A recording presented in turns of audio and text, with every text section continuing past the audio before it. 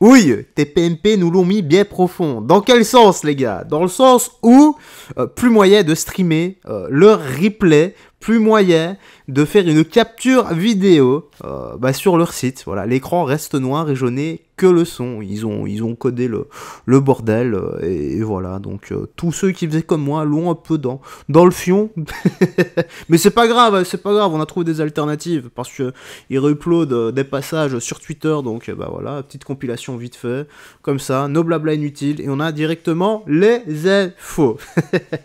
Allez, du coup, direction TPMP et Twitter pour leur émission qui continue, hein. Allez, let's go. C'est parti. Attends, je mets en grand écran. Donc là, c'est des petits bouts. Il y en a plusieurs, 1 minute ou 2 minutes. Poser quelques règles dans cette émission. Non, mais c'est vrai. Donc ah ouais, parce qu'il y a des... Ouais, une bifle, ça existe. Vous connaissiez ça avant ou pas? J'ai vérifié. Ouais. Non, vous je ne savais ça pas. J'ai vérifié sur Wikipédia. Donc en gros, c'est quoi? C'est un type qui s'est pris 3 coups de sexe sur la joue. Donc il est condamné à 14 mois de prison. C'est ça le sommaire.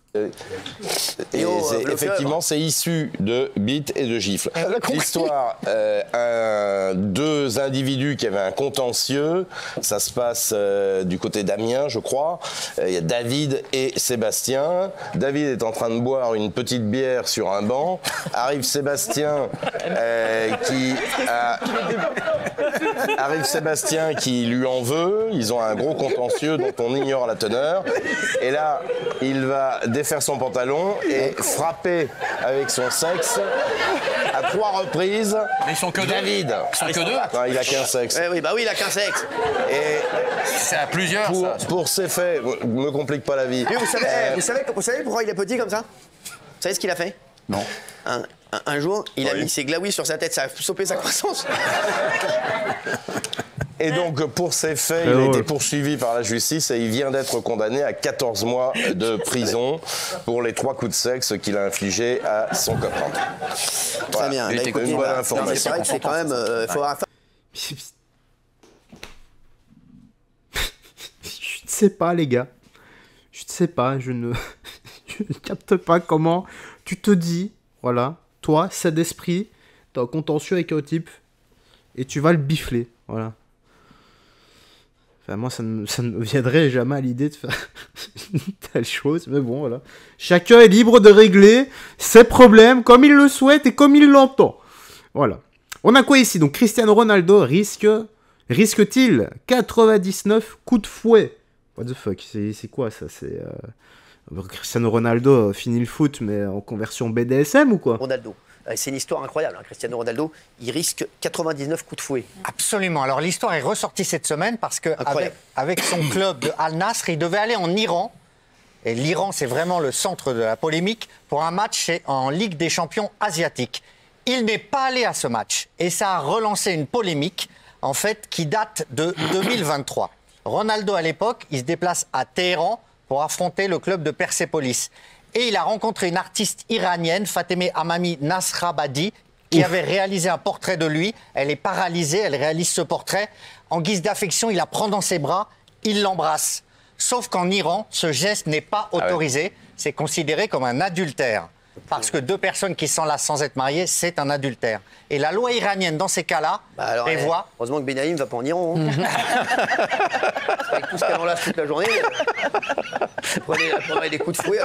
C'est vrai, Valérie, elle enlace tout le monde. Heureusement. Et oui, et la loi iranienne prévoit 99 coups de fouet dans ces cas-là. Donc, certains disent que si Cristiano Ronaldo n'est pas allé jouer ce match cette semaine en Iran, c'est parce qu'il craignait que cette sanction s'applique. Alors évidemment, les autorités iraniennes officiellement ont démenti l'info par leur ambassade en Espagne. Pour eux, c'est un malentendu. Ils disent que Ronaldo a toujours été très bien accueilli en Iran, qu'il peut venir jouer et que cette rencontre avec cette femme avait été saluée d'ailleurs à l'époque, etc. Reste qu'on ne connaît toujours pas la raison de l'absence de Ronaldo en Iran. Mais qui décide? Bon. Des barges, ça. Ouais, je comprends qui dans le doute, ne pas y aller. Bon, 99 coups de fouet, si c'est des réels coups de fouet, déjà, un seul, tu souffres le martyre, notamment dans le dos, c'est rempli de terminaisons nerveuses. 99, tu meurs. Hein. 99 d'affilée, normalement, je vois pas d'autres résultats. En tout cas, t'es dans le coma. Allez, On va switcher, je sais pas toi ce que t'en penses, hein. Tu me dis dans l'espace commentaire, 99 coups de fouet, putain quoi, c'est... Truc de barge. Hein. Bordeaux, donc, il mise 8 centimes au casino, il vit le plus beau jour de sa vie. Bon là, ça dure moins d'une minute, donc allez, vas-y. Petite actu comme ça, avant de finir avec Monsieur Macron. Un homme qui va au casino et il joue la mise minimale, qui est de 8 centimes. Je ne le savais pas, mais sur certaines machines à sous, on peut miser 8 centimes. Et j'ai appris d'ailleurs que sur certaines autres machines à sous, on pouvait miser 1 centime.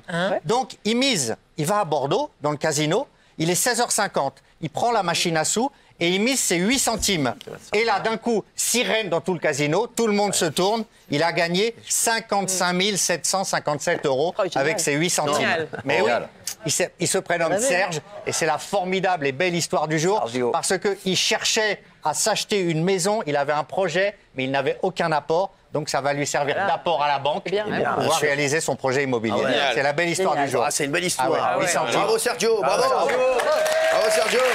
Comme quoi, des fois, les gars, un peu de bol, comme ça, 8 centimes. Bon, moi, je déteste les jeux d'argent. J'aime pas du tout ça, mais allez, 8 centimes pour gagner, punaise, 57 000. Réellement, là t'as le retour sur investissement, hein, et instantané en plus. Hein, donc, bravo à lui. Et content qu'il ait pu avoir sa maison grâce à ça. C'est cool, voilà. Tout est bien qui finit bien pour lui. Allez, retour sur l'allocution d'Emmanuel Macron. Écoutons ça. Et moi, il me fait peur, Emmanuel Macron, je vous le dis. Son discours de ce soir me fait peur. Hein, parce qu'il ferait mieux d'essayer de discuter. Là, il a fait un discours extrêmement belliqueux concernant la Russie, concernant les États-Unis, concernant la situation en Ukraine. Et je pense qu'Emmanuel Macron se trompe complètement. Emmanuel Macron, je pense qu'il n'a pas compris qu'il va falloir qu'il discute avec Donald Trump, qu'il va falloir qu'il discute avec, bien sûr, nos alliés européens. Mais là, il se pose en chef de guerre et il va encore nous mettre dans une panade totale. Je vous le dis, moi, quand je le vois parler comme ça, mais tout ça parce qu'il a un ego surdimensionné et qu'il doit se dire « je suis le seul à pouvoir sauver le monde ». Je vais essayer, il me reste 2 ans, je vais essayer de faire quelque chose. Voilà, comme en France, ça a été son bilan est catastrophique, il s'est dit peut-être, je vais essayer de... Vous savez, c'est la technique de, je vais ouvrir un contre-feu. Oui. Voilà, comme ça, je vais essayer de reprendre un petit peu la main. Là, parce que là, il va passer les balles. Hein, donc forcément, il s'est dit, je vais voir ce qui se passe. Mais, donc, Emmanuel Macron envisage peut-être le déploiement de troupes européennes. Une fois la paix signée, pour en garantir le plein respect. Déjà, il faudrait signer la paix.